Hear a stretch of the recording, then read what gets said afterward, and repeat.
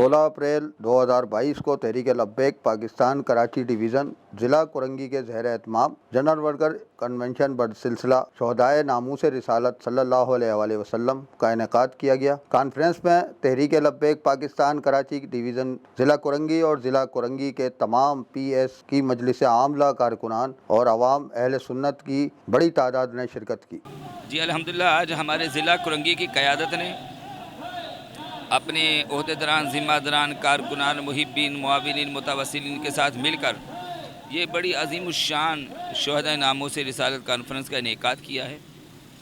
और ये वाज़े तौर पर बताया जा रहा है कि हमारे शहदा पर तहरीक लब्बैक या रसूल पाकिस्तान के अक़ीदतमंद चाहने वालों पर और लब्बैक या रसूलुल्लाह सल्लल्लाहु अलैहि वसल्लम का नारा लगाने वालों पर गुस्ताख़ी रसूल की एक ही सज़ा है कि सर तन से जुदा है।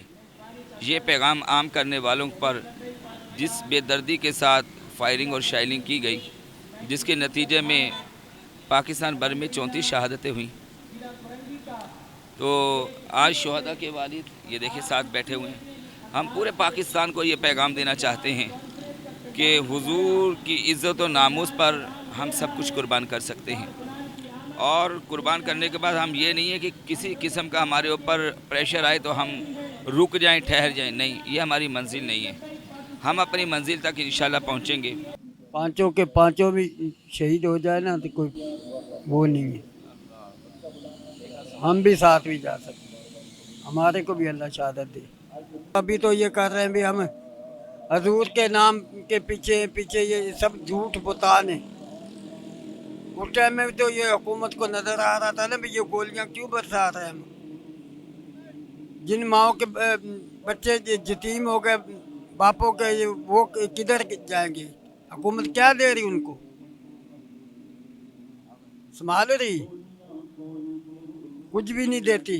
वो बच्चे यतीम गलियों में घूमते थे, अभी ये फिर चाहत करती।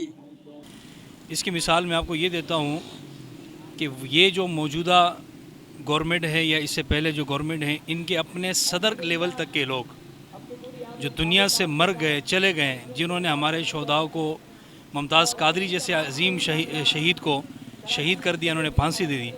जब उनकी मरने की बारी आई तो गिनती के 5 बंदे नहीं थे।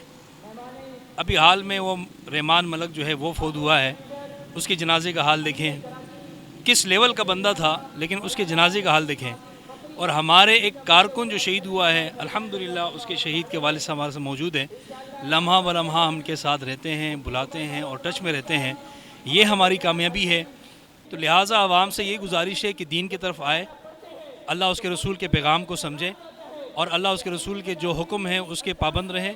उसके मुताबिक इंशाअल्लाह अज़्ज़ व जल आप हमारे शाना बशाना होंगे। ये हक़ का वोट जो है वो आप हक़ की तरफ देंगे तो इंशाअल्लाह दीन तख्त पे आएगा।